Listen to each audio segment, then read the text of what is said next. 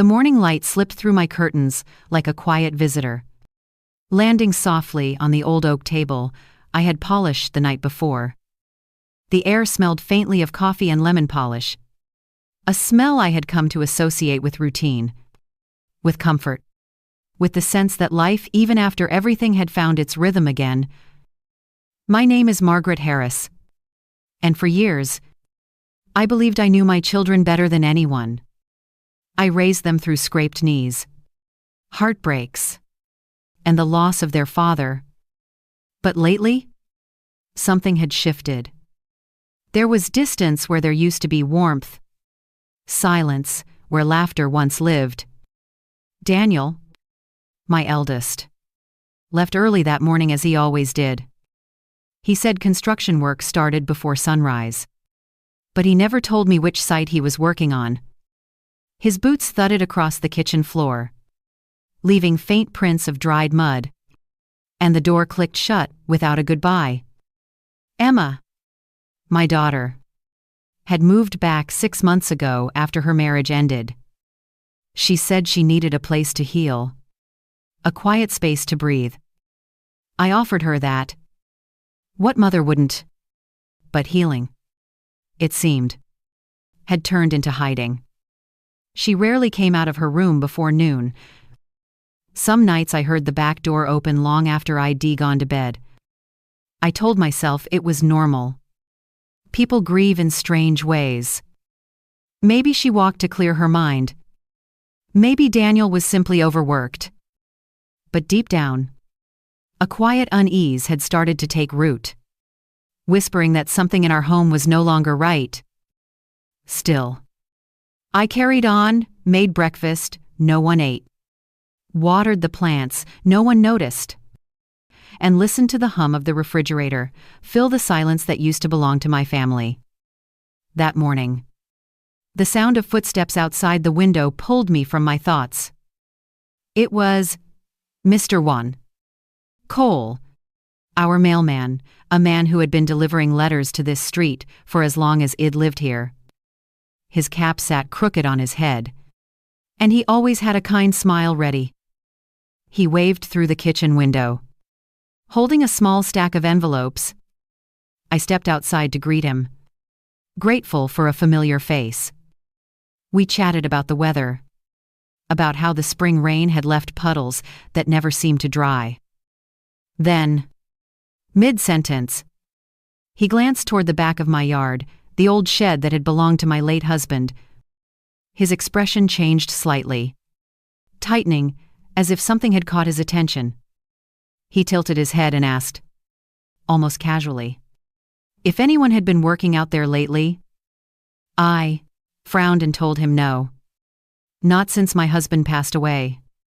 He hesitated, eyes fixed on the shed. I followed his gaze. The padlock was new, shiny, silver, and out of place on that weather-beaten door. I hadn't noticed it before. Mr.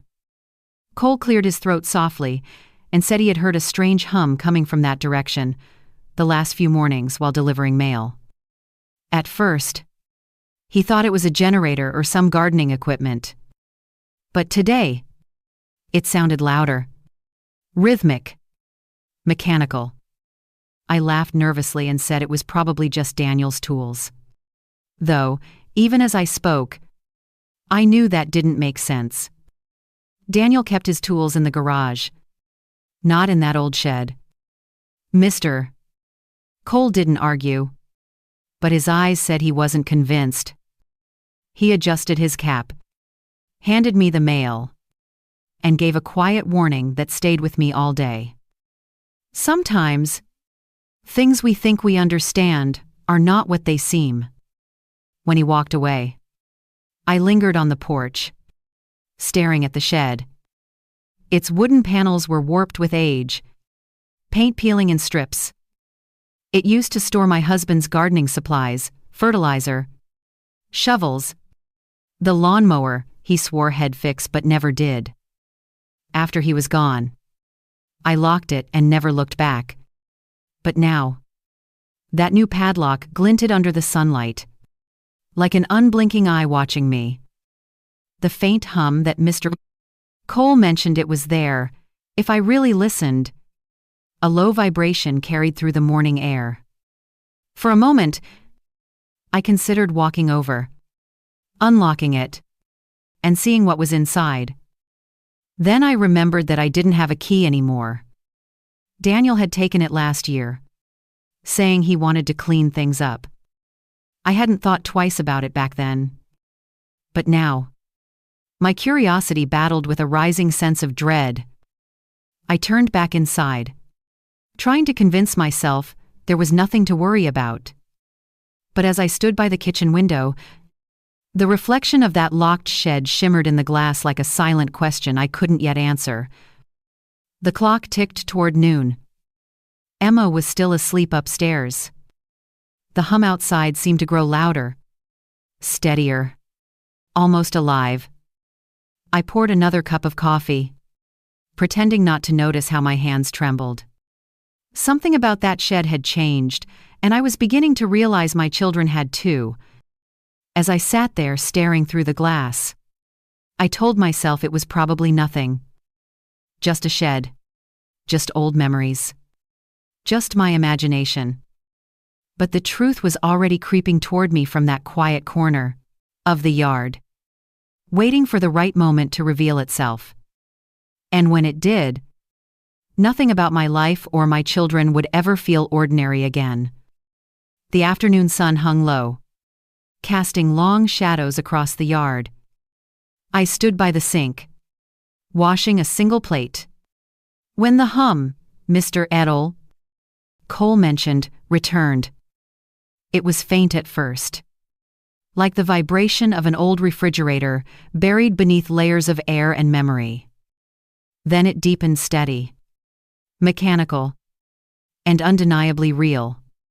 My gaze drifted to the window, to that same shed at the back of the garden.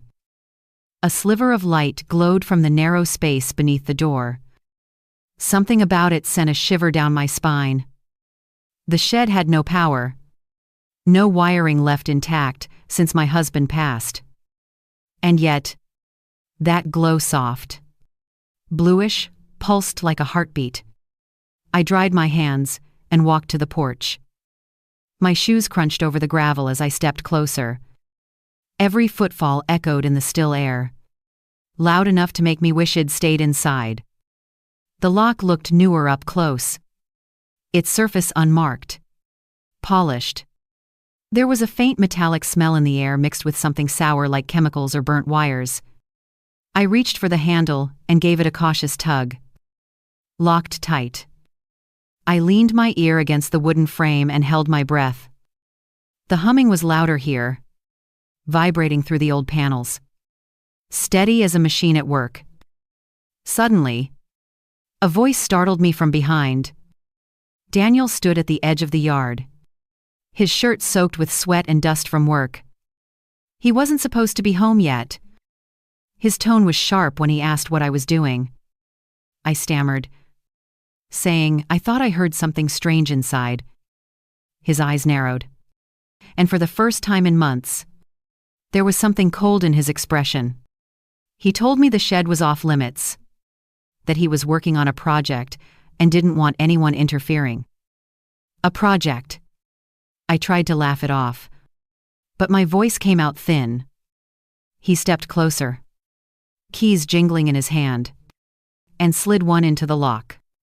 The sound of the latch clicking open made my heart jump. He cracked the door just enough to slip inside. For a second, I saw the glow brighten, then vanish as he shut the door behind him. I stood there, frozen, the silence pressing heavy around me. Moments later, the hum stopped. When he came back out, Daniel wiped his hands on a rag and locked the shed again without saying a word. Then he turned toward me with a faint smile that didn't reach his eyes and said everything was fine. Just some electrical equipment for work. Before I could ask another question, he walked past me toward the house. Inside, I found Emma sitting at the kitchen table, scrolling through her phone. Her hair was tied up, her face pale and tired. She asked what Daniel had been doing outside. Her voice light but her eyes sharp. When I said Head called it a work project. She laughed softly and said He'd been spending more time in that shed than at his actual job. There was bitterness in her tone that didn't belong to casual curiosity. I asked if she knew what was in there. She looked at me for a long moment, then shook her head. But something about the way her fingers tightened around her coffee mug told me she wasn't being honest. I wanted to push further, to demand answers. But the weight of uncertainty kept me quiet. That night, I couldn't sleep. The hum had stopped, but my mind wouldn't. I kept replaying Daniel's face, the flat calm in his voice. The way he stood between me and that locked door. From my bedroom window, I could see the outline of the shed in the moonlight, its edges faint against the shadows. It looked ordinary, harmless even. But the air around it felt wrong, like a secret too heavy for the walls to hold. At around midnight, I heard the back door creak open. My heart skipped. I moved quietly to the hallway and saw a faint light moving across the yard. Emma. She was wearing her robe and slippers, carrying something small in her hands, maybe a flashlight, maybe not. She stopped in front of the shed and tapped lightly on the door, as if signaling someone inside. I couldn't hear what was said, but the door opened a crack. She slipped in, and the glow disappeared again. I waited by the window for nearly half an hour, but she didn't come back out. When she finally did, and the sky was starting to pale with the first signs of dawn, she looked exhausted. Her shoulders slumped, her hands tucked into her robe pockets. She stood there for a moment, staring at the shed, then turned and walked back inside. I didn't move until I was sure she was asleep upstairs. Then I stepped outside barefoot, the grass cold under my feet. I went as far as the middle of the yard before I stopped. The lock gleamed again in the early light, just as it had that morning. The air smelled of metal and damp wood. Something was happening inside that shed, something my children didn't want me to see. As the sun rose over the fence, I stood there clutching my robe, realizing that the distance I'd felt from them wasn't just emotional anymore. It was hiding something real. Something dangerous. And whether I liked it or not, the truth was waiting behind that door. And sooner or later, I was going to open it. The next few days passed in a haze of forced normalcy. I cleaned the kitchen, watered the plants, and pretended not to notice how the air in the house had changed. The silence between my children wasn't just the quiet of routine anymore. It was the heavy kind that settles when everyone is hiding something. I watched them both at breakfast. Daniel scrolled on his phone, barely eating, while Emma stirred her tea without taking a sip. They avoided each other's eyes. But every so often, I caught a brief glance passing between them, quick, deliberate, and full of unspoken tension. I tried to convince myself that maybe I was imagining it. That grief had finally twisted my sense of peace. After all, I'd lived alone for years before they both came back home. Having them under one roof again should have been comforting. Yet it felt like I was sharing space with strangers. That morning, as I tidied up the living room, I noticed something odd. A faint line of dirt trailed across the floor from the back door to the hallway. Daniel's boots again, I thought. But the soil was different, fine and gray. Not like the clay from the yard. I bent down, rubbed a bit between my fingers, and it left a metallic scent on my skin. I washed my hands twice, trying to forget it. Later that afternoon, I walked outside to hang laundry. The wind was soft, carrying the faint buzz of a lawnmower somewhere down the street. But as I passed near the shed, I heard another sound, a muffled click, followed by a low hiss. I froze. It lasted only a few seconds. Then silence again. I waited. My pulse loud in my ears. But there was nothing more. The lock still hung from the door. But the air smelled sharper. Almost chemical. When I turned around, Emma was standing by the porch, watching me. Her robe fluttered in the breeze. Her expression unreadable. She asked if I was looking for something. I said no. Just checking the clothesline. She smiled too quickly and told me Daniel didn't like anyone near the shed because of his equipment. I asked, what kind of equipment? She shrugged and said it was probably boring technical stuff. Then she turned and went back inside. That evening, I heard them talking in the kitchen. Their voices were low but tense. I stood at the top of the stairs, holding my breath. Daniel said something about timing, about how it had to be perfect.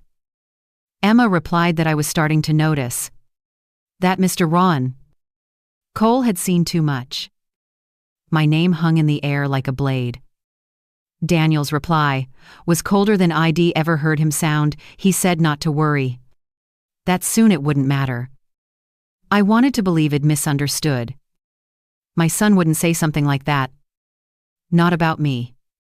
Not Daniel, who once cried when he scraped his knee, who used to bring me wildflowers from the yard. I told myself they were talking about something else. Maybe finances or the renovation. But the pit in my stomach told me otherwise. That night, I couldn't stop thinking about the shed, the dirt, the strange smell. I sat in the dark living room, clutching my coffee cup, staring through the window. Outside, the garden looked peaceful, the shed just a dark outline against the fence. I almost convinced myself to forget the whole thing. Then, just as I started to stand, a flicker of movement caught my eye. Someone was outside. A shadow moved from the porch toward the shed. It was Daniel. The porch light caught his face for a moment, and I saw the strain etched there, tight jaw, eyes darting. He unlocked the shed and slipped inside. Minutes later, Emma appeared at the window of her room. She was watching too. Our eyes met for a brief moment through the glass. She didn't flinch, didn't look away. Then she pulled the curtains shut. The hum started again. Louder this time, pulsing through the quiet of the night. I pressed my palm to the window. The vibration seemed to travel through the glass itself. At that moment, something inside me snapped the quiet denial. The excuses. All of it. I couldn't keep pretending. The house ID built on love now held a secret that was slowly poisoning it. The next morning, I found Daniel in the kitchen, eating cereal like nothing had happened. I asked about the noise last night. He barely looked up. Said he'd been fixing something for work. I asked why it had to be done in the middle of the night. His spoon froze halfway to his mouth. He said nothing for a long moment, then smiled faintly and said, "Because that's when I know no one will interrupt me." I didn't ask again. After he left, I walked into the backyard, heart pounding. I stopped in front of the shed, half expecting to hear that humming again. But it was silent now. Still, I knew there was only one way to find out what was really going on. I needed help, and I knew exactly who to call. When I woke up the next morning, the air felt heavier than usual, thick with humidity and unease. I poured myself a cup of coffee and tried to focus on the sound of birds outside instead of the gnawing questions in my mind. But something about the quiet of the kitchen felt staged. Like silence, pretending to be peace. I needed a distraction. So I went to the mailbox. The habit of checking the mail each morning had become my small ritual of control. Something steady in the middle of uncertainty. Mr. Cole had already been by. The envelope sat neatly inside, wrapped in the faint scent of morning dew. I sorted through bills, advertisements, and a single white envelope that had no stamp, just a printed address. My first thought was that it had been dropped by mistake. But when I looked closer, the addressee was unmistakably Emma Harris, and the sender was a company name I didn't recognize. Something technical and sterile. Orion Chemical Supplies, Inc., NEOLSNRN. A chill ran through me. I shouldn't have opened it. But I did. Inside was an invoice, orders for small chemical containers, tubing, and a list of materials with words I couldn't pronounce. It looked like something a laboratory would use. My heart started to race. Emma didn't work in science anymore. She hadn't, since before her marriage. What was she ordering this for? I sat down at the kitchen table, reading the list over and over, hoping there was a harmless explanation. But the total at the bottom told another story. It was expensive. More than what Emma could afford since her divorce. And then, at the bottom, a delivery confirmation. Delivered to 108 Ridgeview Lane, signed for by D. Harris.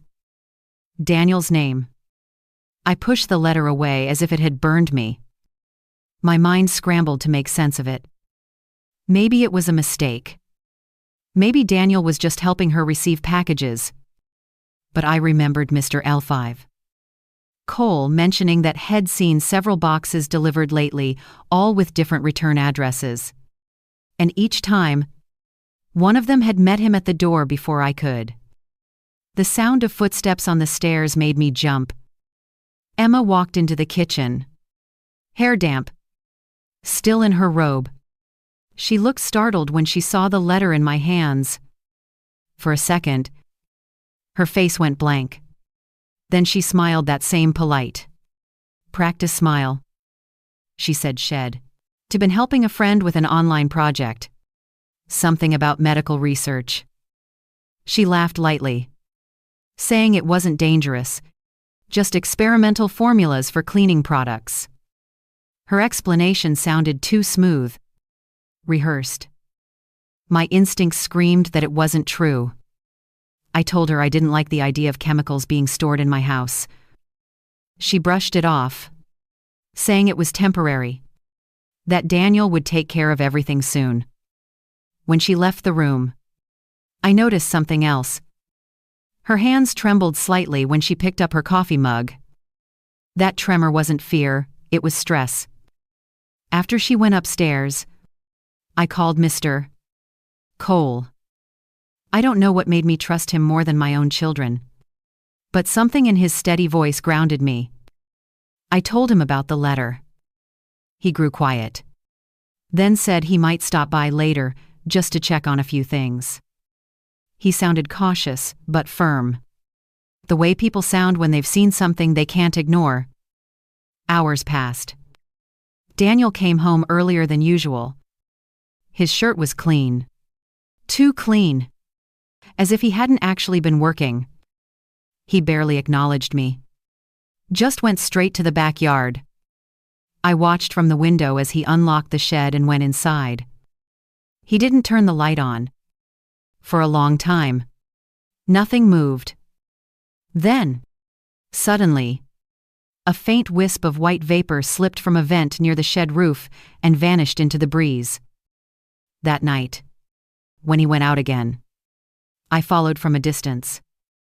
He didn't go to the shed this time, but instead drove off in his truck, leaving the gate slightly open. I went closer. The padlock was still in place, but the latch had been left unfastened. My heart pounded so loudly I could hear it echoing in my ears. I reached for the handle, hesitating. Then a voice behind me nearly stopped my heart. It was Mr. R. Cole. He had parked across the street and was walking toward me, holding a small flashlight. He said quietly that he'd been watching for a while. That had noticed Daniel and Emma carrying boxes in and out of the shed over the last week. He looked at the latch, then back at me. His expression was serious. He said, if I trusted him, we could take a look right now just to make sure there wasn't anything dangerous inside. I nodded before I could talk myself out of it. When the door creaked open, a wave of stale, metallic air hit us. The beam of his flashlight cut through the darkness, revealing boxes stacked against the wall, a workbench littered with tools, and glass containers filled with liquid in shades of blue and green. There were tubes running along the back wall, connecting to something metallic hidden beneath a tarp. The hum had stopped, but the faint smell of ozone and chemicals clung to the air. Mr. R. Cole stepped forward slowly, examining the equipment. He whispered that this wasn't a normal setup. Someone had built a system meant to move or release something through pipes. His hand rested on one of the tubes. It vibrated faintly. He followed its line up the wall and froze. The tube ran through a hole in the wood toward the house. My knees went weak. He turned to me, face pale in the flashlight glow. His voice was low but urgent when he said, "This isn't a storage project, ma'am. Someone's been running this line directly into your home." The words hit me like a cold wind. I felt my stomach twist. Mr. R. Cole said we needed to step away and close the door. That he'd come back with help. I nodded numbly, my body moving before my mind caught up. When I turned to leave, my eyes caught something on the workbench, an old photo of me, Daniel, and Emma, taken years ago. It was framed, but the glass was cracked, a thin line splitting my face in two. I didn't know what it meant then, but deep down, I think part of me already understood. Whatever my children were hiding, it wasn't just a secret. It was a choice. And that choice was about me. The morning after our discovery, I woke up feeling like the walls of my house were closing in. Every creak of the floorboards, every rustle from the hallway sounded suspicious. I moved through the kitchen like a stranger in my own home, pretending to live a normal life, while the truth I had seen in that shed pulsed quietly in the back of my mind. The photo on the workbench haunted me most. The crack through my face felt like a warning carved in glass. At 9 a.m., there was a knock at the door. It was Mr. Cole, still in his postal uniform, though I could tell this wasn't part of his route. His usual warmth was gone, replaced by the steady seriousness of a man who knew something he wished he didn't. He asked if Daniel or Emma were home. I told him no. Daniel had left before sunrise, and Emma was out on her morning walk, which had become her new habit. Mr. R. Cole stepped inside, glancing toward the back door. His voice was low when he said that what we saw last night wasn't harmless equipment. I had done some research. The chemicals listed on that invoice could release vapors that affect the nervous system.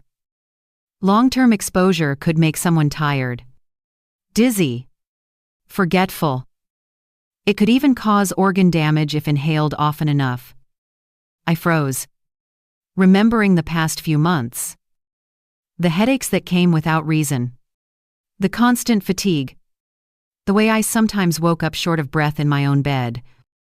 I had blamed it on age, on stress, on grief that never seemed to fade. But maybe it wasn't grief at all. Mr. Enikel. Cole put a comforting hand on the table, trying to steady me. He said he didn't want to alarm me, but we needed to act quickly. His plan was simple. When Daniel and Emma left the house again, Ted go back into the shed and take photographs enough to show the police. He promised, He'd be careful. That I wouldn't have to face it alone. Part of me wanted to refuse. The idea of stirring up more trouble terrified me. But the other part, the mother who had raised those two children, who had spent decades believing love meant trust, knew the truth had already begun to unravel. I agreed. When he left to prepare, I wandered into the living room. The morning light poured across the photos on the mantel. Birthdays, graduations, Christmas dinners. My family, frozen in smiles that now felt like strangers. I touched the edge of one frame, tracing Daniel's young face, Emma's soft eyes. I had given everything to them, my time, my energy, my love. I never imagined I'd have to fear them. A few hours later, Emma came home. Her cheeks were flushed from the cold, but her eyes darted around the house as if checking for something. She asked what I was doing today. Her tone casual, but too careful. I said I had errands to run, that I might be out for a while. Her smile was polite, yet her body tensed slightly. Then she leaned in, kissed my cheek, and said she'd be in her room. When I heard her door close upstairs, I went outside. The shed sat quietly under the bright sky, innocent as ever. But I could still smell the faint tang of chemicals in the air. Mr. Enikel. Cole arrived not long after. He parked 2 houses down and walked over carrying his mailbag. Just like always. To anyone watching, it looked like he was delivering letters. But hidden inside that bag was his camera. He nodded once and whispered, "Stay inside. Lock your doors. I'll signal if it's safe." I watched from the kitchen window as he disappeared into the backyard. My pulse raced. Every second felt endless.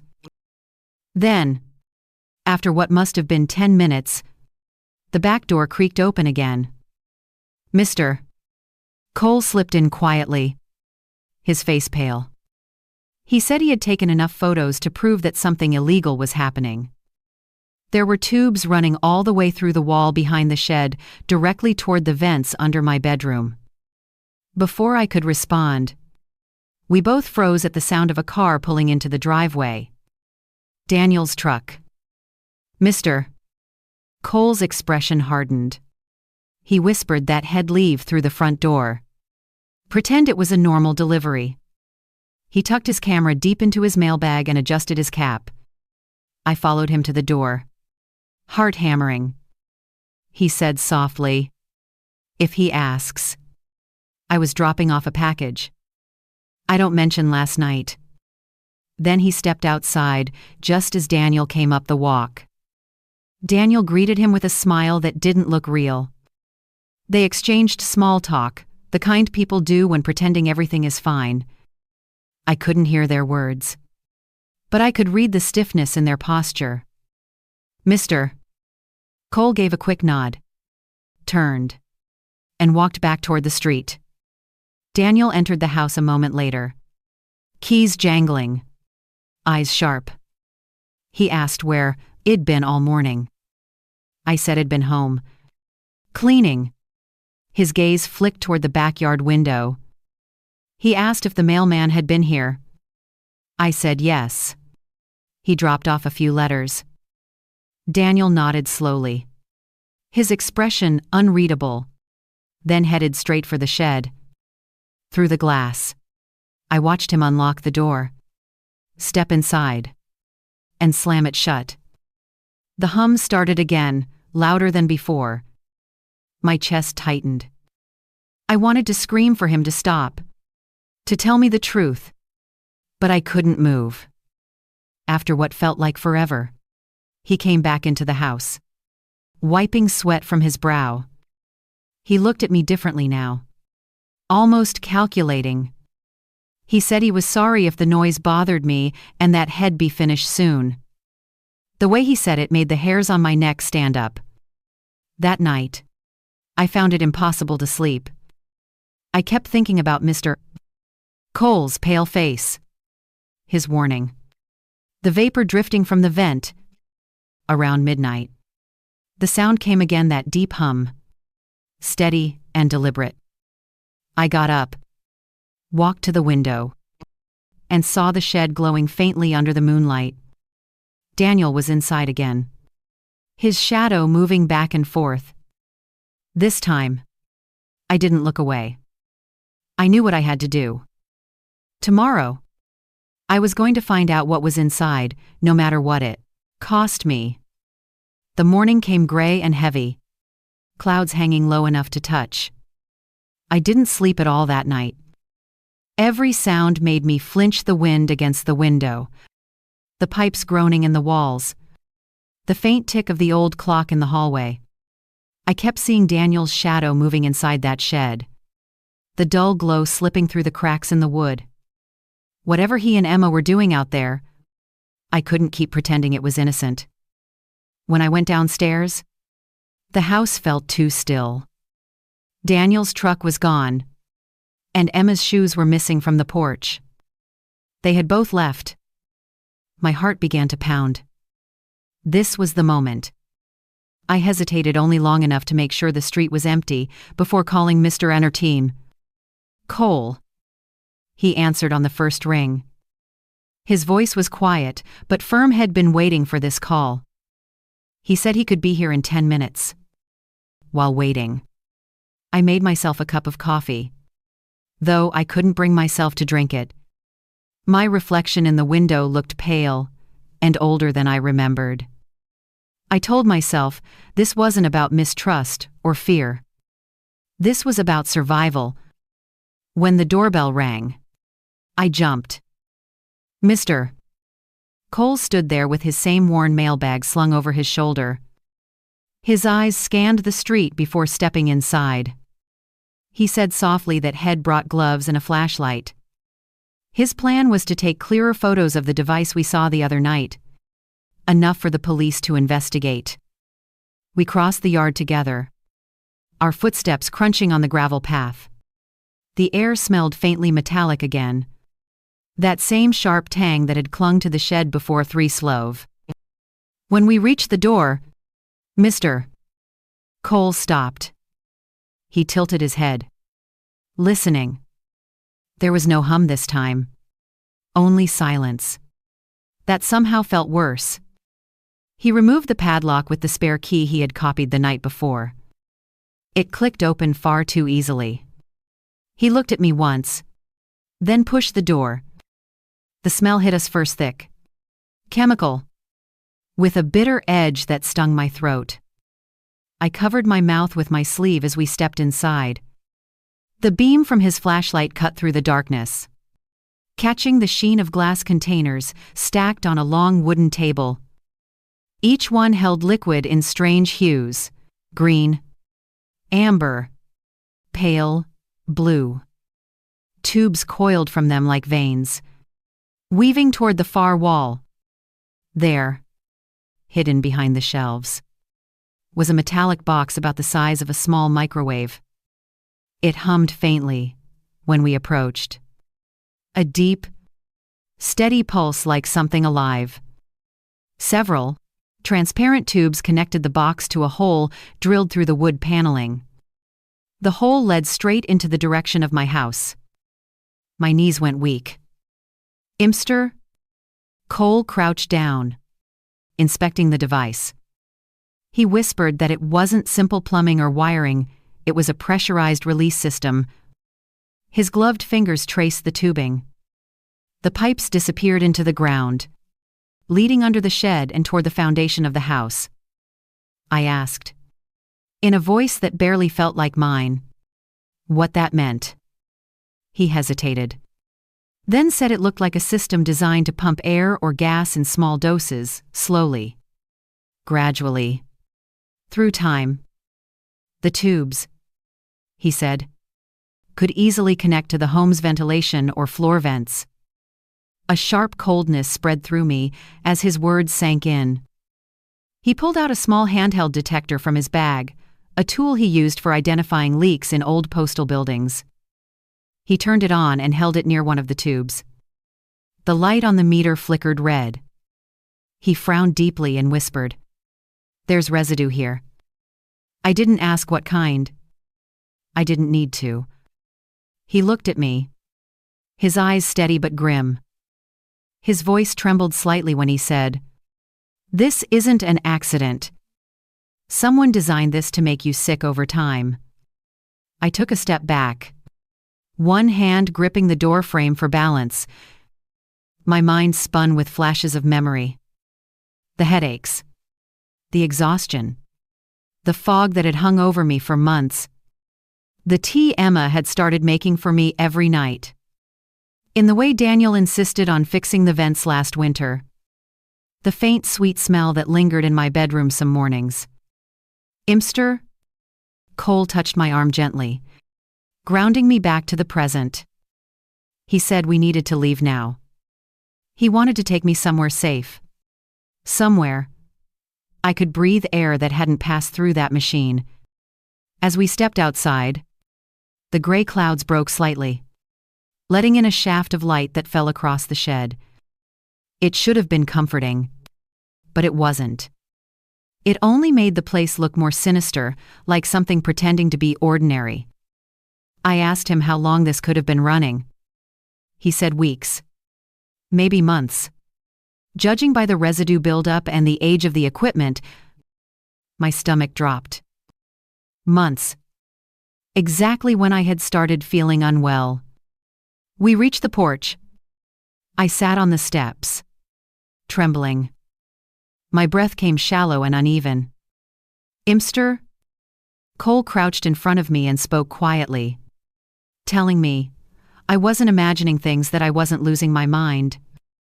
What we found was real. He said it again and again until I started to believe him. I told him I didn't want to believe that my children could do something like this. He nodded, his eyes softening, and said something ill. "Never forget that sometimes love blinds us to danger, even when it wears the face of family." The back gate creaked suddenly. My heart jumped. We turned toward the sound. A figure was walking through Emma. Her expression froze the second she saw us near the shed. Her gaze darted from me to Mr. Maisleda, Cole, then to the open door behind us. For a split second, her face betrayed pure panic before she masked it with a practiced smile. She asked, too casually, what we were doing. "Mr." Cole stepped forward, blocking the entrance to the shed. His voice was calm but firm. He said we'd heard a strange noise and wanted to make sure nothing dangerous was inside. Emma's smile didn't fade, but her eyes hardened. She said Daniel wouldn't be happy about this, that the shed was part of his work. Her tone had an edge to it, not anger, but something quieter, colder. I felt a sharp ache in my chest as I realized this wasn't surprise in her expression. It was annoyance. She already knew what was in there. "Mr. Mal." Cole told her calmly that whatever was happening wasn't safe. She stared at him for a long moment, and then turned to me and said, I shouldn't be talking to strangers about family matters. Her words sounded gentle, but they hit me like a slap. Then she said something that chilled me to the bone. "Mom, if you really trusted us, you wouldn't have opened that door." "Mr. Mal." Cole took my arm lightly and whispered that we should go back inside. I didn't argue. I felt her gaze follow us all the way to the porch, heavy and silent. Inside the house, my hands wouldn't stop shaking. "Mr. Mal." Cole told me he'd return later with a plan, that this had gone far beyond anything ordinary. Before he left, he looked back at me and said, "Whatever happens next, I don't stay here alone tonight." When the door closed behind him, I stood in the stillness of the living room, listening to the faint hum start again outside. It was back. And this time, I knew for certain it was meant for me. That night, the house seemed to breathe with me slow, uneasy, alive in a way it shouldn't have been. I sat on the edge of my bed, staring at the ceiling, listening to the faint hum that rose and fell through the air vents. It had a rhythm now, like a quiet engine pulsing behind the walls. Every few minutes, there was a soft click, followed by a low hiss that faded almost as soon as it began. Once you knew what it was, you couldn't unhear it. I pressed my hand against the vent near the nightstand. The air that flowed out was warmer than usual, carrying a faint metallic scent, sharp enough to sting my throat. My mind flashed back to Mr. Cole's voice in that shed. Someone designed this to make you sick over time. The room started to tilt. Or maybe that was just panic. I forced myself to stand and walk to the window for fresh air. Outside, the yard glowed faintly under the porch light. The shed sat still, silent now, its door locked once again. The light in Emma's window was on. I could see her silhouette moving slowly back and forth. Then she stopped. For a moment, I thought she was looking right at me. The next morning, I made coffee I couldn't taste and forced myself through the motions of normal life. Daniel and Emma acted as if nothing had happened. Daniel hummed quietly while washing his hands. Emma scrolled her phone, sipping tea. When I mentioned that the air in my room had felt stuffy, they both froze for a fraction of a second. Subtle, but enough. Then Daniel smiled and said, "Head check the filter later." They were careful now. Every word felt rehearsed. When they left the house, I walked to my room and started packing a small bag: documents, cash, my medicine. I didn't have a plan. Just the instinct that staying here meant I might not wake up one morning. At noon, Mr. Rayan Cole came back, dressed in plain clothes. He said he'd spoken to a retired officer. He knew someone who could connect us to the right people without alerting my children too soon. But we needed proof that could hold up if they tried to deny everything.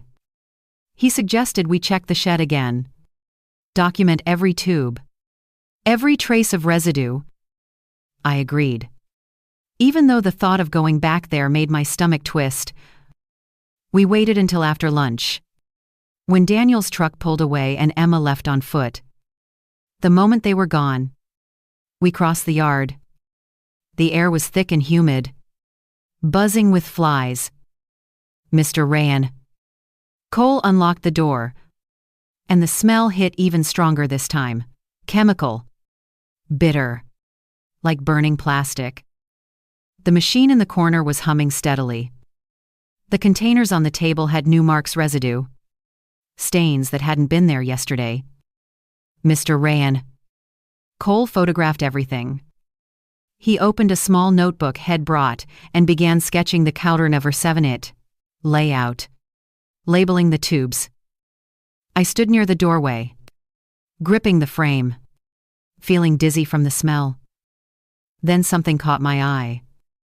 Beneath the table, half hidden by a tarp, was a cardboard box. I pulled it out. Inside were empty bottles of the same chemicals listed on the invoice ID found, and a crumpled piece of paper stuck to the bottom. When I smoothed it out, my hands began to shake. It was a rough diagram, the layout of our house, drawn in Daniel's handwriting. My bedroom was circled in red ink. I handed the paper to Mr. LMA Cole. His jaw tightened. He said quietly that this was premeditated, planned in detail. He snapped a few pictures and slipped the paper into his bag. He was about to take one more photo of the device when he froze. He pointed to a small digital screen on the metal box. Red numbers flickered across it, counting down. 15 minutes. My heart lurched. I asked what it meant, but he was already stepping closer, scanning the cables. He said it looked like a timer, maybe to control when the machine released whatever was inside. He turned off the main switch, but the numbers kept ticking. He told me we had to get out. Now. We ran back to the house, locking the door behind us. I collapsed into a chair, trying to breathe. "Mr. Cole said, "Head, go to the police immediately." That this was enough evidence to get them arrested. He grabbed his camera and hurried out the front door. Minutes later, Emma's car pulled into the driveway. She came inside, humming softly, pretending not to notice my trembling hands. She asked where Daniel was. I said, "I didn't know." She nodded, then poured herself a glass of water. When she looked up, her eyes met mine. For a brief moment, her smile slipped. She asked why the shed door was open. I told her I'd gone to check on the gardening tools. Her face went pale. She asked, too calmly, if anyone else had been there. I said no, but she didn't believe me. She walked out the back door, her steps fast, her posture rigid. From the kitchen window, I watched her cross the yard. She reached the shed, pulled the door wide open, and disappeared inside. The hum stopped abruptly. Then, a few seconds later, the timer light went dark. When she came back, she was breathing hard. She saw me watching and forced a smile. She said, "Shed fixed a small wiring issue Daniel had left undone." Her tone was light, but her eyes were sharp with warning.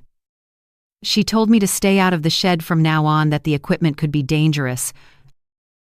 Her words weren't a suggestion. They were an order. That night, I didn't turn on any lights. I sat in the dark, listening. The hum didn't return. Maybe Shed truly turned it off, or maybe Shed simply changed the timer. Either way, I knew my time in that house was ending. When my phone buzzed, I nearly dropped it. It was a message from Mr. Siepl. Cole. "I've got everything we need. I am on my way back. Don't talk to them. Stay where you are." I stared at the screen, the glow lighting up my shaking hands. I didn't know it then, but that message was the last calm moment before everything unraveled. Because within the hour, the truth would stop being theory and become something I could no longer deny. The sun had begun to set, bleeding orange light through the thin curtains of the living room.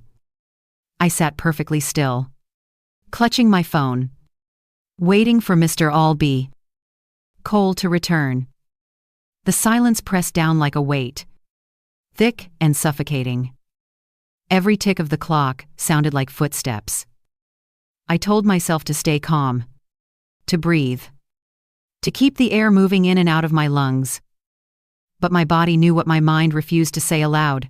I wasn't safe here anymore. Outside, the familiar crunch of gravel reached my ears. I moved to the window and peeked through the blinds. Daniel's truck had pulled into the driveway, followed by Emma's car. They were both home. My stomach turned to ice. Mr. Cole hadn't arrived yet. I stepped away from the window before they could see me. My heart pounded so hard, I could feel it in my fingertips. I needed to hide the evidence the bag ID packed. The invoice. The small notes Mr. LibreVox Cole had left behind. I tucked them under the cushion of the couch just as the front door opened. Daniel's voice echoed through the hallway, calm but edged with something darker. He asked if it'd been in the shed again. I forced a laugh, saying I had no reason to go there. He smiled that same thin, practiced smile and said, "Good. Because there were chemicals inside that could be dangerous if I wasn't careful." Then he walked into the kitchen and began washing his hands, humming quietly. Emma followed behind, her face pale, her jaw tight. She didn't say much, just poured herself a glass of wine and leaned against the counter. The two of them exchanged a glance I couldn't read. I could feel the air between them crackle with silent understanding. Dinner was quiet. They asked me about mundane things, bills, errands, all the weather, as if the three of us weren't sitting inside a house filled with secrets. Every question felt like a test, every word like a trap. I answered softly, careful not to reveal how much I knew. After dinner, I pretended to be tired and went upstairs to my room. I didn't turn on the light. I sat in the dark, waiting. The faint hum started again through the vent. Softer this time, like a whisper. I pressed my ear to the wall. It was there, faint, steady, and deliberate. Then, through the floorboards, I heard them talking.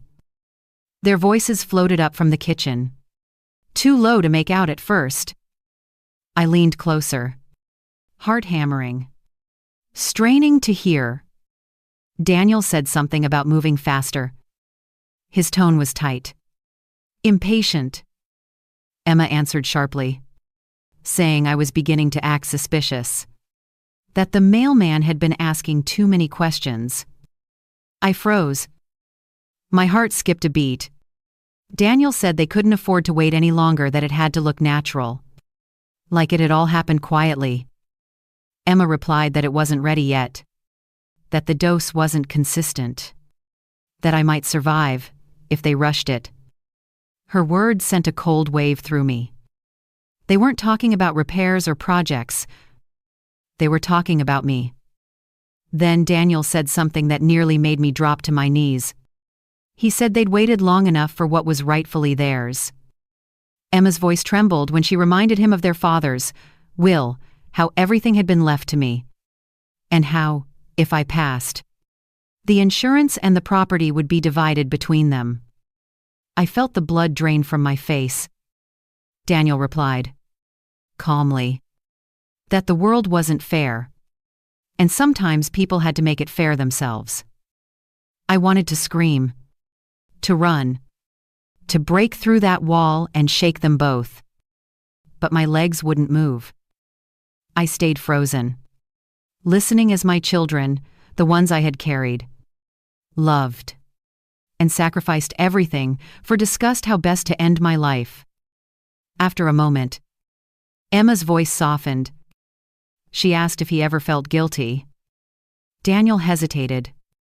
Then he said guilt didn't pay bills, and it wouldn't erase his debts. He said the people he owed money to were running out of patience. Emma whispered that she didn't want to lose him, that they were in this together now. Then silence, long and heavy. When their footsteps started up the stairs, I barely made it to my bed. I pulled the blanket up to my chin and closed my eyes, just as Emma pushed my door open. She stood in the doorway for a moment, watching me. I kept my breathing slow, pretending to sleep. She stepped closer. I could smell her perfume, faint and floral. She brushed a strand of hair from my forehead, her touch, gentle, almost loving. Then she whispered something so soft, I almost thought I imagined it. She said, "It'll be over soon. Mom, you won't have to worry anymore." Her hand lingered for a moment before she turned and left, closing the door behind her. I waited until her footsteps faded down the hall before I opened my eyes. My chest heaved silently. Tears burned behind my eyelids, but none came out. The betrayal was too deep for tears. I reached for my phone on the nightstand. There were 2 missed calls from Mr. Minax. Cole. I called him back immediately, keeping my voice to a whisper. He answered on the first ring, asking if I was all right. I told him everything, the conversation, the vent, Emma's words. He was silent for a long time. Then he said he was nearby. That had already spoken to someone at the police department, and they were preparing to send an officer to collect evidence. He told me not to leave the room, not to engage with them, and to wait for his signal. He would be here in 20 minutes. I sat there in the dark, gripping the phone until my knuckles went white. 20 minutes. That was all I had to survive. Downstairs, I heard the front door close. Then Daniel's voice called out to Emma, his tone low. Urgent. I couldn't hear the words, but I recognized the sound of panic in them. Something had gone wrong. Maybe they had realized the shed had been opened again. I stayed perfectly still, my ear pressed against the wood of the door, listening. Then I heard it, Emma's voice, trembling slightly, saying, "She knows." And that was the moment I realized I didn't have 20 minutes anymore. I had to get out. I don't remember how long I stood there frozen behind the door, the phone still clutched in my hand. Every sound from downstairs was magnified, like the house itself was breathing their names. Daniel's voice rose in sharp bursts, full of anger. Emma's tone cracked, pleading, desperate. I couldn't make out every word, but one sentence came through clearly: "We have to finish it tonight." That was enough. My body moved before my mind could. I slipped my shoes on, stuffed the phone and a few papers into my pocket, and crept toward the hallway. The wood floor groaned under my steps, each creak like a confession. I waited at the top of the stairs until the voices moved to the back of the house toward the shed. Then I ran. I didn't take my purse. I didn't even grab a coat. I just ran out the front door and into the night. The air hit my face, cold and sharp. The neighborhood was quiet, the kind of stillness that hides danger. I could see the shed light flickering through the trees. I could hear Daniel's muffled voice calling my name. My heart pounded so loud I thought it would give me away. I darted across the street and hid behind a neighbor's car, crouched low, gasping for air. My fingers shook as I called Mr. Rustrace. "Cole again." He answered immediately. I whispered that they were outside. That had heard them say it would happen tonight. He told me to stay hidden, that he was only a few blocks away, and the police were on their way too. Then he said something that froze my blood. The shed wasn't just releasing fumes into the vents. There was a secondary line, one that ran into the basement. Had seen it earlier on one of the photos and realized it could spread throughout the entire house. If they triggered it manually, the air inside could turn toxic in minutes. I pressed a hand to my mouth to stop from crying out. My children, my own flesh and blood, had turned my home into a trap. The sound of the back door slamming made me peek over the car hood. Daniel was walking across the yard with a flashlight, scanning the bushes, calling for me. His voice was steady, but his eyes were wild. Emma followed close behind, her face pale, her movements jerky. She kept glancing toward the street. Clutching something small in her hand, I realized it was my phone charger. She'd been in my room. I ducked lower, praying they wouldn't think to look across the street. Every second stretched longer than it should have. I could see Daniel's breath in the cold air. I could hear Emma whispering that maybe I'd gone to a neighbor's house. He told her to check the car while he went around the side gate. She hesitated, then nodded, her hands trembling. That's when headlights flashed down the street. Mr. Cole's small white car turned the corner and stopped at the curb. Relief surged through me so fast, I almost stood up, but before I could, Daniel spotted the car. His face hardened. He started walking toward it. Mr. Cole stepped out, his posture calm but alert. He called out, pretending to be checking on the mail drop box at the corner. Daniel stopped in the middle of the street, studying him. I could see the calculation in his eyes. The realization that this man wasn't there by chance. Emma joined him, her expression twisting between fear and fury. She said something too quiet for me to hear. But Daniel shook his head sharply. Then he started walking faster toward Mr. Ade. Cole. I couldn't just sit there. I stood and waved from behind the car. Mr. Cole saw me and motioned for me to come quickly. I sprinted across the street. My legs weak. Lungs burning. He opened the passenger door and told me to get in.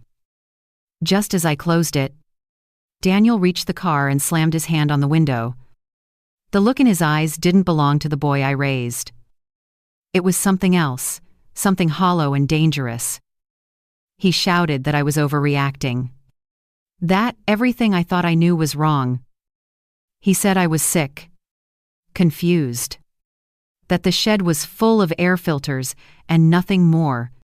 He tried the door handle, but it was locked. Emma stood behind him, tears streaming down her face, whispering something I couldn't hear. Mr. Cole started the engine. Daniel slammed his fist against the window, his voice breaking, saying I was ruining everything. Then Emma screamed his name, pointing down the street. 2 police cars were speeding toward us, lights flashing blue against the dark houses. Daniel stepped back, his expression shifting from rage to shock. Mr. Cole hit the gas, and the tires screeched as we pulled away. Through the side mirror, I saw the police stop in front of my house. Daniel froze, caught in the beam of their flashlights. His hands raised slowly. Emma stood still beside him, shaking. Mr. Cole drove in silence for several blocks before stopping near a small coffee shop that had long closed for the night. The glow of the police lights still flickered faintly behind us in the distance. I sat there, trembling, staring at my hands. I didn't recognize them. They looked like someone else's old, too vague, foreign, scarred by too much trust. Mr. Cole reached over and turned off the engine. He told me it was over now, that I was safe. But his tone said otherwise.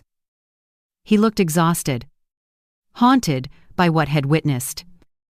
I asked him if the police would believe what we'd found. He nodded slowly. The photos, the chemicals, the diagrams, it was enough. He said the officers were already securing the scene, that they'd probably find more evidence in the shed and basement. Still, I couldn't shake the image of Daniel's face when he hit the window.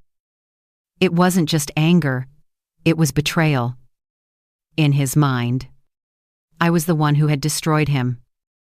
I buried my face in my hands and sobbed, silent and broken.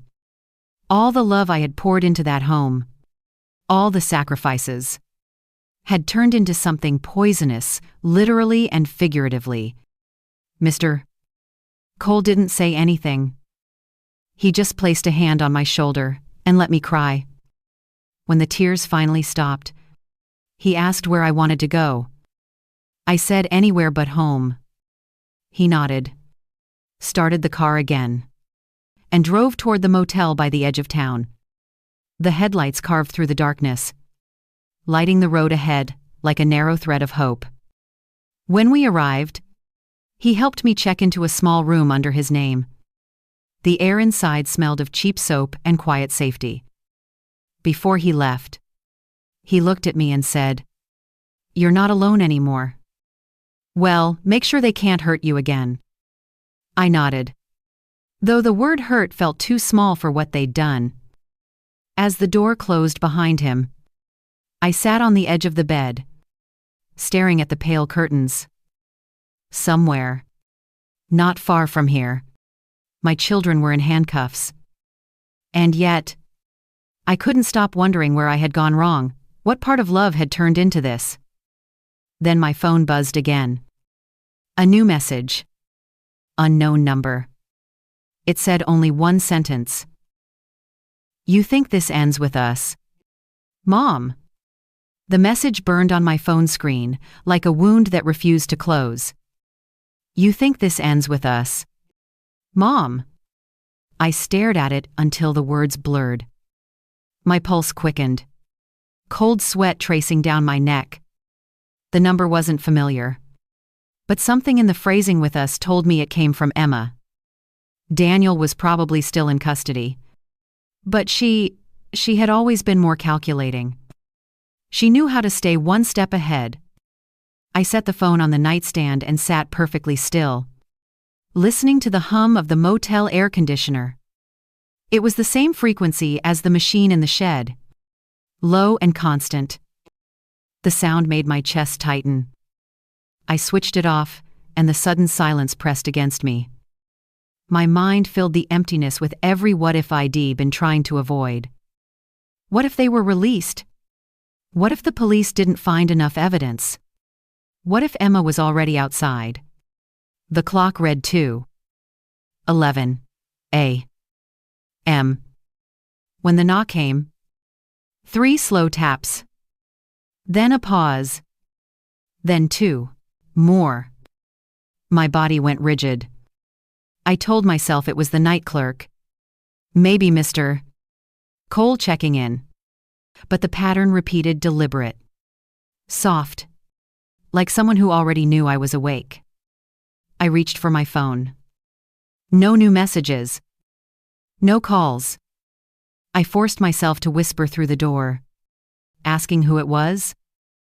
No answer. Just silence. Then another knock. This time lighter. Closer to the handle. I moved backward until my calves hit the bed. The room seemed smaller with every breath. Then a voice came. Low and tired, Mr. Coles. He said my name softly. Told me not to panic. That he needed to talk. Relief flooded me so fast, my knees almost gave out. I unlatched the door and pulled it open, just enough for the dim hallway light to spill in. He looked exhausted. His shirt wrinkled. His cap gone. He stepped inside quickly and locked the door behind him. I asked what had happened. His eyes flicked toward the window before he answered. The police had searched the shed and found more than anyone expected. Residue on the vents. Chemical containers with my initials written on the labels. Even forged prescription bottles in the bathroom cabinet. He said the detectives believed my children had been planning this for months. Maybe longer.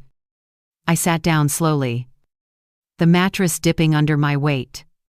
He continued. Voice steady but grim. The timeline matched everything: the headaches, the fatigue, the smell in my room. They had confirmed the chemical traces inside the air vents. There would be no doubt about intent. The officers were filing charges for attempted murder and conspiracy. I should have felt relief. Instead, a strange emptiness opened inside me. These were my children. The ones I had taught to tie their shoes. The ones who once cried over lost toys. I asked what would happen to them now. Mr. Cole said Daniel was already in custody. Cooperative but angry. Emma, however, had disappeared before the police arrived. They believed she had taken her car and left town before midnight. The thought of her out there, alone and desperate, filled me with both fear and sorrow. I pictured her as a little girl again, clutching her blanket, whispering that she'd never leave me. Now the echo of those words hurt more than any betrayal. Mr. Cole suggested I rest, that the police would guard the motel for the night. He moved a chair to the door and sat there, arms crossed, keeping watch. For a long time, neither of us spoke. The silence between us wasn't awkward. It was the kind that comes after too much truth has been spoken. Around 4 a.m. I must have dozed off. When I woke, faint dawn light filtered through the curtains. Mr. W. Cole was still sitting by the door, eyes half closed. I whispered his name. He stirred, rubbed his face, and gave me a tired smile. He said he'd just received a call. The police had located Emma's car near the river bridge. It had been abandoned. The engine still warm. They were searching the area now. For a moment, I couldn't breathe. I asked if she was alive. He said they didn't know yet, that it was possible she'd simply fled on foot. But deep down, something in me already knew. Emma was proud. Too proud to face prison. Too proud to live with what she'd done. I got dressed slowly, my hands trembling as I buttoned my blouse. I asked if we could go there. Mr. W. Cole hesitated but agreed. We drove in silence, the road stretching ahead under a dull gray sky. The closer we got to the river, the heavier the air felt, thick with the scent of rain and something unfinished. Police cars lined the bridge, lights flashing softly. Officers moved with quiet efficiency. One of them approached Mr. L.S. Cole and spoke in a low voice. I couldn't hear the words, but his expression told me enough. He glanced at me, then looked away. I didn't ask for confirmation. I just walked to the edge of the bridge and stared down at the water. The current moved slowly, carrying fragments of leaves and reflections of light. I thought of Emma's laughter when she was young, the way she used to run along the riverbank collecting pebbles. Somewhere along the years, I had lost that little girl, and I hadn't even noticed. Mr. W. Cole stood beside me, his hands resting on the railing. He said softly that none of this was my fault. But every mother carries the illusion that she can protect her children from their worst selves. Losing that illusion hurts more than any truth. By the time we left the bridge, the sun had risen fully, painting the clouds pale gold. The police promised to keep me updated. I nodded mechanically, unable to think beyond the sound of the water below. Back at the motel, I sat by the window, watching cars pass on the highway. Mr. W. Cole made coffee, the rich smell cutting through the dull ache in my chest. He placed a cup in front of me and said I needed to start thinking about what came next. Selling the house. Moving somewhere new. Beginning again. I nodded. But part of me still lingered in that old backyard, staring at the shed. Wondering how long the signs had been there before, I chose not to see them. That night, as darkness fell again, I finally picked up my phone and opened Emma's last message. I read it one more time. You think this ends with us? Mom. Maybe she meant it as a threat, but it felt more like a curse, the kind that stays inside you, whispering when the house is quiet. I didn't reply. I just deleted it, turned off the light, and let the silence swallow everything except the faint hum of the air conditioner. Morning light came slowly, spilling across the thin motel curtains like it wasn't sure if it belonged here. I had slept a few hours at best. The kind of restless dozing that comes when your mind can't stop replaying what it's lost. The coffee, Mr. R.A.Z.I. Cole had made, sat cold on the table, untouched. Outside, traffic hummed faintly, the sound of a world that hadn't ended just because mine had closed. Mr. Cole knocked softly and stepped inside holding a folded newspaper. His face said more than his words could. He told me they'd confirmed what I already suspected. Emma's body had been found downstream early that morning. There was no sign of struggle, No sign of anyone else involved.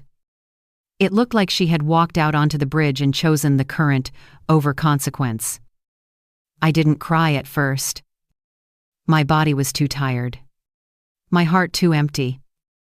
I just sat there, hands folded on my lap, staring at the faded pattern on the motel blanket. The human mind does strange things when it breaks. It protects itself by going quiet, by refusing to feel everything at once. Mr. Cole sat across from me, his voice gentle. He said Daniel was still in custody, that he had confessed to more than they had even uncovered. He had admitted to building the device in the shed, connecting it to the vents, and calibrating the timer. He had even kept a journal, pages of calculations and doses. He told the police he hadn't meant for it to go so far, that it had started as a way to make me tired enough to rest, but had lost control. That phrase, tired enough to rest, broke something inside me. It wasn't an accident. It was cruelty disguised as logic. My own child had justified, slowly erasing me from the world. I asked what would happen to him. Mr. Cole said the charges were severe and the evidence overwhelming. He would likely spend most of his life behind bars. I nodded. I didn't wish for vengeance, only distance. I wanted space between myself and the people who had turned love into poison. Later that day, the detectives asked if I wanted to retrieve any belongings from the house.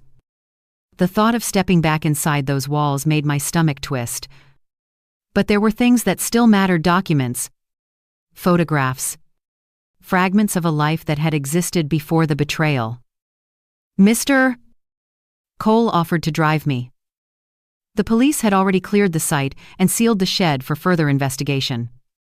When we arrived, the yard looked smaller than I remembered, stripped of its illusion of safety. The shed door hung open, the metallic box gone, leaving only dark stains on the floor where it had stood. I walked slowly across the grass, the wind tugging at my sleeves. The air still carried the faint chemical tang that never seemed to leave. At the back porch, I hesitated. My reflection stared back at me through the glass door, a woman I barely recognized. Older, thinner, but strangely steadier. Inside, everything was exactly where I'd left it.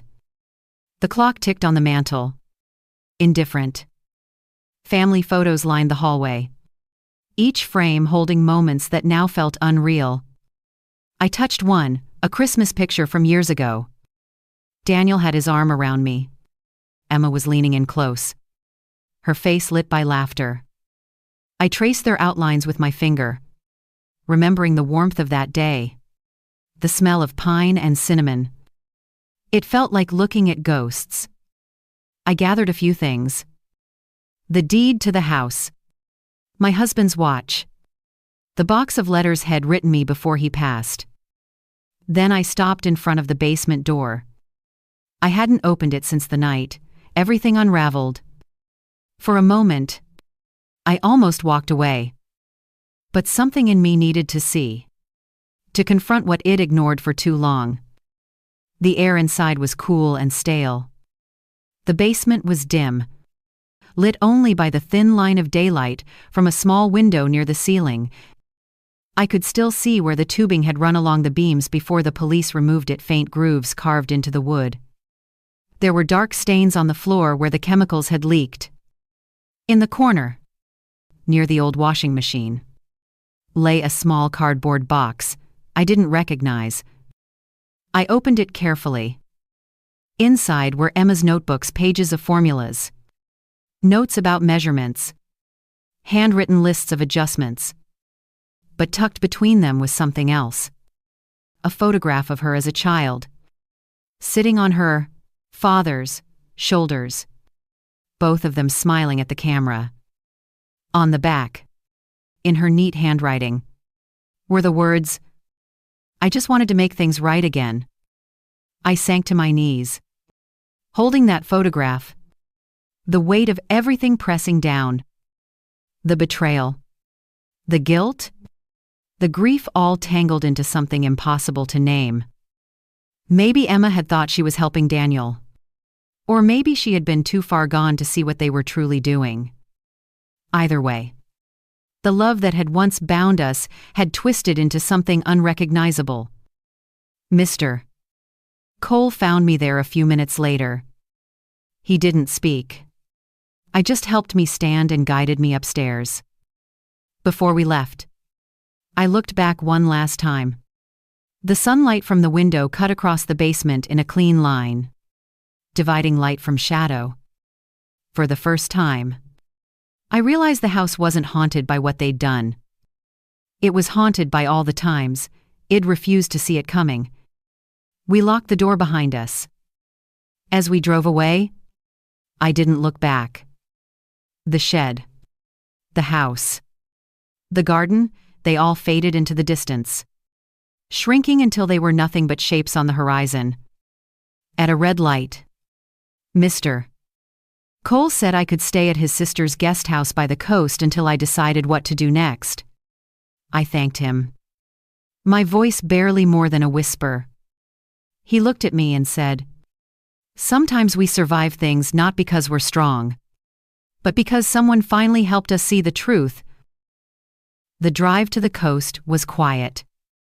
I stared out the window at the endless fields, thinking about the years I'd spent believing that love could fix anything. But love, I realized, can't fix what refuses to be honest. That night, I stood on the beach outside the guest house, wind whipping through my hair, the sea roaring under the dark sky. For the first time in months, I took a deep breath that didn't taste of chemicals or fear. The salt air burned my lungs. But it was a good burn, the kind that means you're still alive. The waves kept coming, each one erasing the last. I thought of Daniel somewhere behind bars, of Emma carried away by the current, of the mother I had been before all this. Then I whispered into the wind, not as a prayer but as a promise. This ends with me. The days that followed were quiet in a way I hadn't known for years. The guest house where I stayed sat above a narrow stretch of coastline, the kind of place where the wind carried salt and gull cries instead of the hum of machines. For the first time since the nightmare began, the silence didn't frighten me.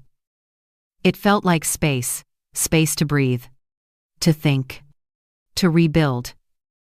Mr. N. Cole came by every morning with fresh coffee and the local newspaper. He never stayed long. Just enough to check that I was all right. He said the police were handling the final paperwork, that my house had been sold to a developer who planned to tear it down. At first, that news stung. That house had been my life's anchor: weddings, birthdays. Even the smell of Sunday dinners still clung to its walls. But now I realized it was also a place of ghosts. Letting it go felt like cutting the last thread tying me to the past. One morning, he brought a sealed envelope. It was from Daniel's lawyer. My hands shook as I opened it. Inside was a short handwritten letter, Daniel's handwriting, though shakier than I remembered. He said he was sorry, that he didn't expect forgiveness, and that the person had become wasn't the son I raised. He wrote that the debts, the desperation, and his pride had consumed him until nothing felt real. He admitted that Emma hadn't wanted to go through with it at first. That shed begged him to stop, but he convinced her they had no other choice. He ended the letter with one line that tore through me.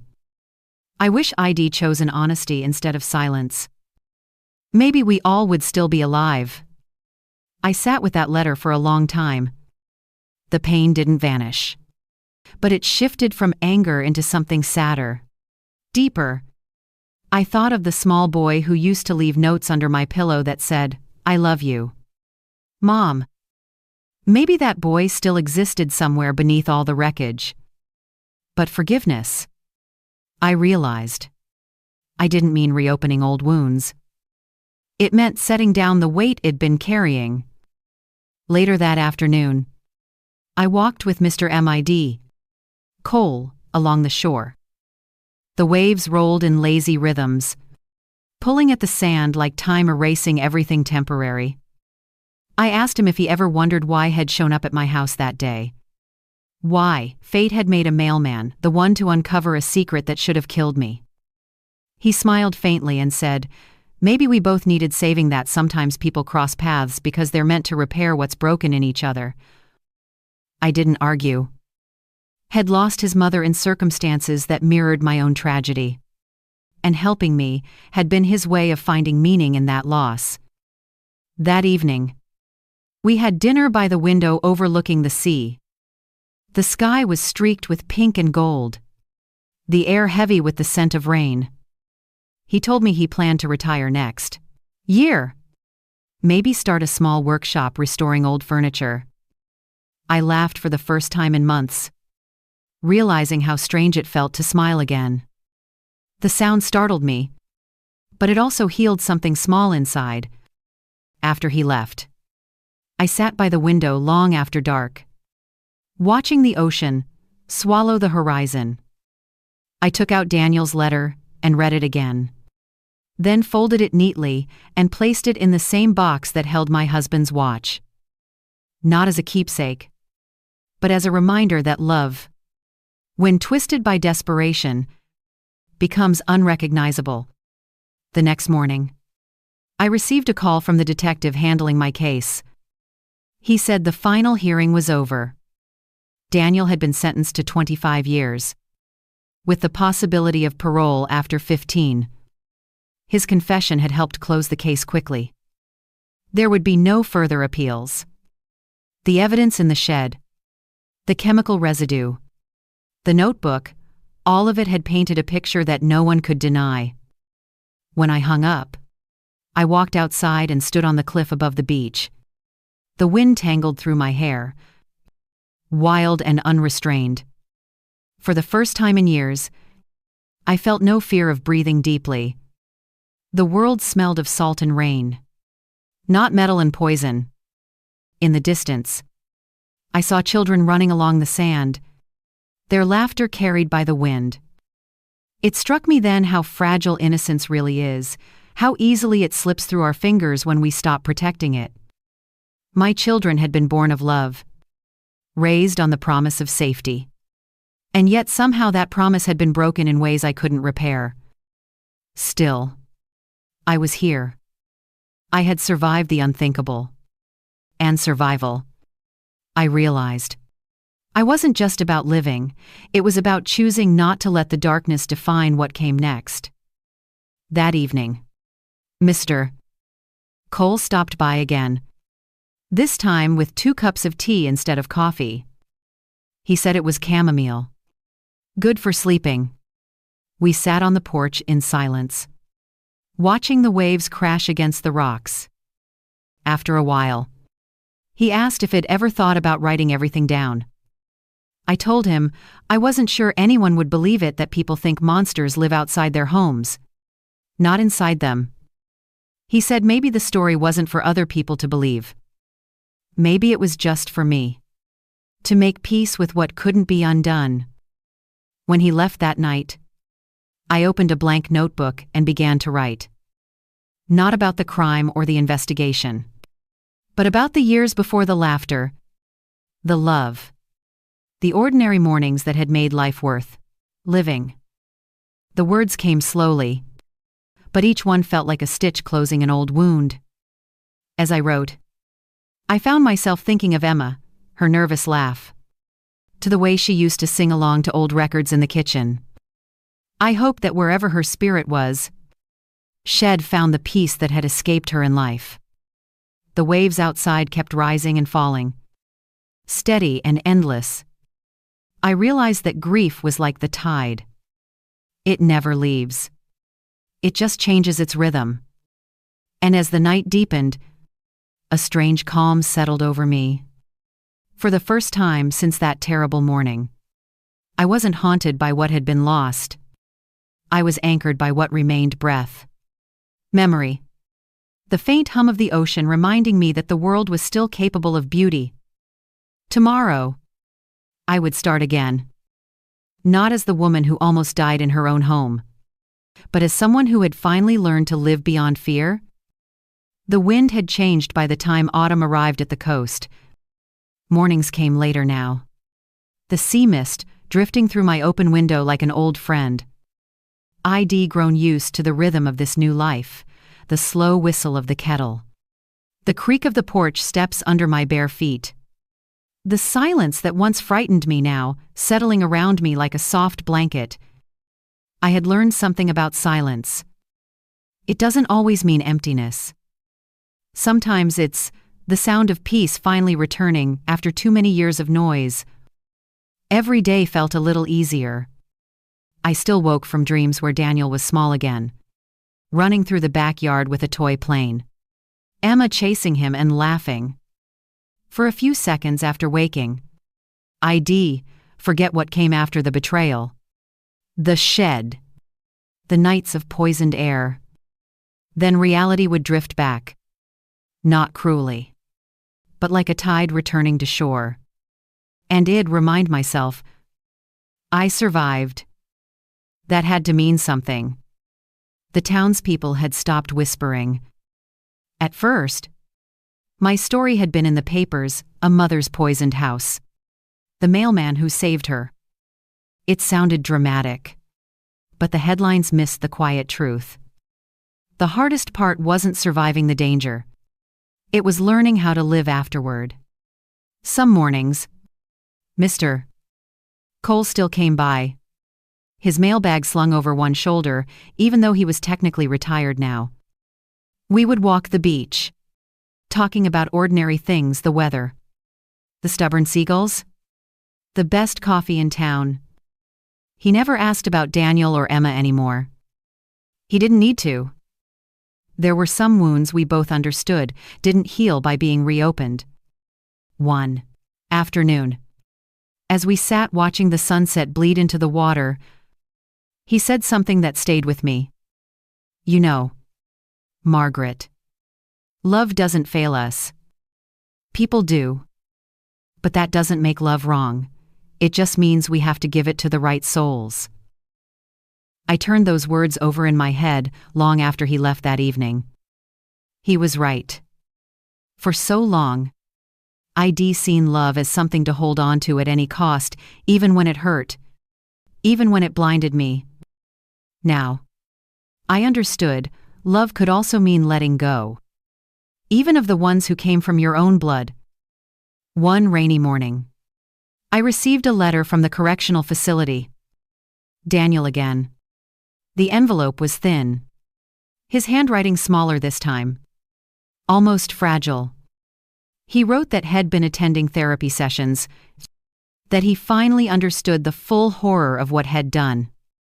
He didn't ask for forgiveness this time. Or he just wanted me to know he remembered the good years, our fishing trips, my apple pie, and the way I used to hum while cleaning the kitchen. He ended with one line. You gave me life twice. Mom once, when I was born. And once when you chose to live without hating me. I folded the letter carefully and placed it beside the others. It didn't fix anything, but it brought a strange peace. Maybe that was the closest thing to redemption any of us would ever get. That afternoon, I walked down to the water. The tide was low, the sky silver with clouds. I carried 2 small stones in my hand, one smooth and white, one dark and jagged.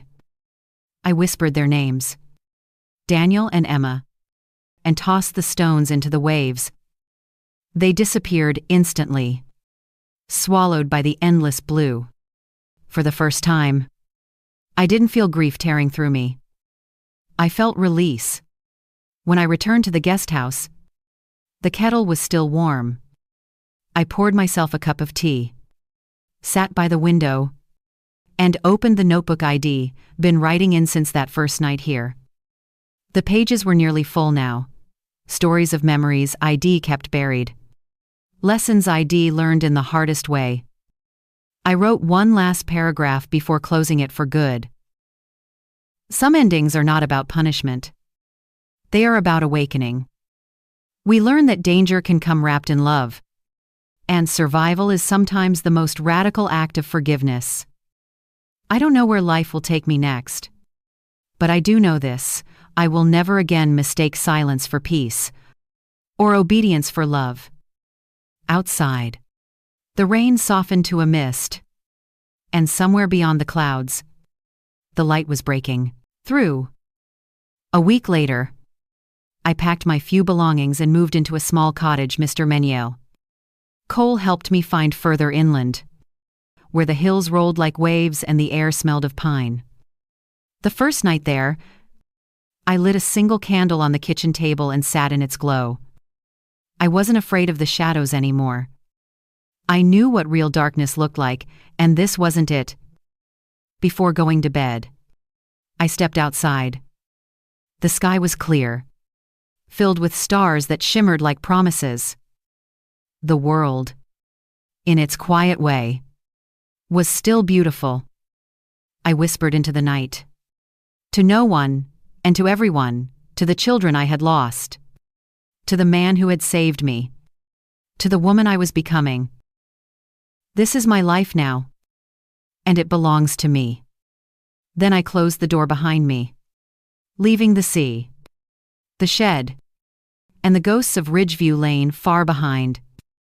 The future waited in silence, not empty this time, but open. And for the first time in years, I was ready to walk toward it. In the quiet after the storm, Margaret's story became less about betrayal and more about rebirth. It wasn't just the story of a mother surviving her children's darkness. It was a story about the courage to keep loving life, even when love itself had tried to destroy her. Because in the end, healing doesn't come when the past disappears. It comes when you choose to live, fully and fearlessly, despite it.